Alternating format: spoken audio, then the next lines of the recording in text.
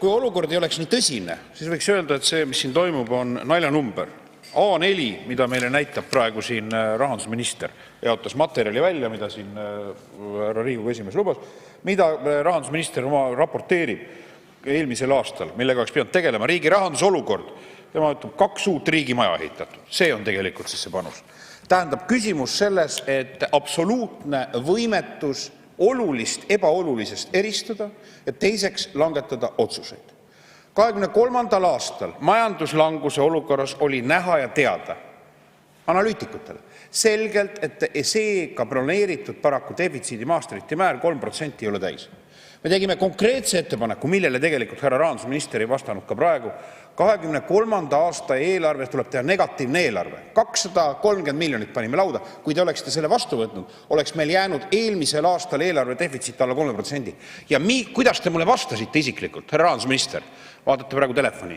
Te vastasite, et aga need kärped tehti juba varem ära 2023. aastal. Ma ei tea, kes neid kärpeid tegi. Ma küsisin teilt seda 2024. aasta eelarve menetlusel, hoiatasin. Mäletate? Ma hoiatasin, 2024. aasta eelarve laekumised ei tule täis. Te ütlesite, et tulevad täis. Ei ole küsimust selles, härra Reinsalu, ärge muretsege, ma annan teile oma sõna. Ma ei taha teile sõnu suu panna, aga enam-vähem sellises enesekindlusfaasis te väljendasite. Ja me panime ette 0,5% SKP-st vähendada valitsemiskulusid. Hääletati maha see ettepanek. Kui see oleks vastu võetud toona, oleks meil tegelikult ka Rahandusministeeriumi praegu avaldatud kevadise prognoosi alusel olnud meil alla 3% eelarve defitsiit. Et nendes ettepanekutes, mida te olete valitsuskoalitsioonile võtnud, et hoiame riigi rahanduse korras, te olete läbi kukkunud nii 2023. aasta näitajas kui ka 2024. aasta näitajas ja 2025. aasta ootab ees katastroof. Ja selle asemel A4 praegu riigi kriitilises rahandusolukorras. See ei vasta sellele minimaalsele juhtimiskvaliteedile praegu, kogu lugupidamise juures. Mida ma jaanuarikuus tegin? Saatsin kirja proua peaministrile, ma andsin teile koopia. Oli väga selge ülesanne. Viivitamatult rahandusminister vastavalt kehtivale eelarve baasseadusele peab peatama, kehtestama kululaed 2023. aasta tasemel, et mitte ei kulutataks ministeeriumide poolt, ei võetaks uusi kohustusi peale, et oleks võimalik venitusteta teha negatiivne lisaeelarve. Te olete 5 kuud aega mööda lasknud, mitte midagi tehtud. Nüüd järgmine küsimus on tegelikkuses see, kui te kõnelete praegu sellest, et nüüd olete asunud, avalik on, minu kõrvaltoas käib kibe eelarve kokku kärpimise töö praegu siin Riigikogu majas. Mis tegelikult oli eile juhtus siin Riigikogu saalis?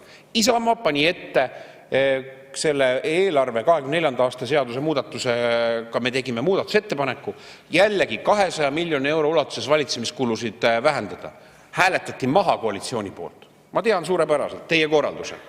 Teie nii-öelda võimuvertikaali järgi ka koalitsioon, kuigi mitmed inimesed oli valmis kaaluma toetamast, hääletasid maha. Võtame kokku tegelikult selle. Hulk aega on mööda lastud. See on tegelikult tähendab seda, et nendes eelarve põhiindikaatorites, kui me räägime seda, et Eesti 2035 eesmärgid, mis peaks olema jätkusuutlik, ühiskond, jätkusuutlik majanduskeskkond, jätkusuutlik rahanduskeskkond, need on totaalselt lati alt läbi joostud. Ja selle eest kannab loomulikult keskset juhtimisvastutust. Peaminister, kes ma ütlen, et praegu selles poliitilises ummikseisus, ma arvan, on mõistlik, peaks ameti maha panema, aga loomulikult väiksem kogu lugupidamise juures teie talenti, ka teie, härra rahandusminister, seda tuleb siin siiralt tunnistada. Panin ette 2023. aastal vähendanud seda kehtestanud ülempiiri üle tõstetavatele vahenditele eelarves. Ei, lükati tagasi ettepanekuna.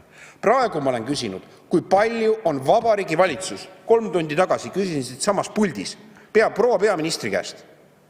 Siseriiklikes küsimustes, mis peaks praegu olema üldjulgeoleku küsimuste kõrval tähtsam ülesanne peaministrile, mitte tegeleda oma karjääriambitsioonidega Euroopas, vaid tegeleda rahandus- ja majandusolukorraga. Oluline indikaator näitaja. Palju valitsus jättis kulutamata vahendeid 2023. aastal. Ja ma ei saanud, 3 korda küsisin, ma ei saanud peaministrilt seda vastust. Te kirjutate praegu üles, härra rahandusminister. Ma loodan, et te tulete ja ministeeriumide lõikes olete teie riigi rahandusest vastutava inimesena siis oma hilisemas kommentaaris suuteline mulle andma mingisugusegi vastuse. Lumi on ära sulanud Eestis. Jumal tänatud. Aga 5 kuud pärast seda, kui aasta on lõppenud, peaminister, valitsuse juht ei suuda mulle niisugusele elementaarsele rahandusindikaatorile vastust anda. Ja praeguses rahandusolukorras valitsus on kehvakene meil, avameelselt öeldes, omavahel öeldes, olgu see meievaheline saladus, härra rahandusminister. Aga me kindlasti Isamaa, te võite alati arvestada Isamaa oskusteabele ja toetusele selleks, et te suudate vähemalt minimaalselt ühiskonnas mõistlikke otsuseid langetada ja hoiduda rumalatest otsustest. Ja praegu see maksutõusude kaskaad, mida te olete organiseerinud, see ei vasta inimeste toimetuleku ega Eesti majanduse ettevõtluse huvidele. Ja teate, esimene ülesanne, meil on praegu kevadistungjärk ja meil on aega loetud nädalad, on tegelikult langetada see otsus ja see Reformierakonna maksuküür.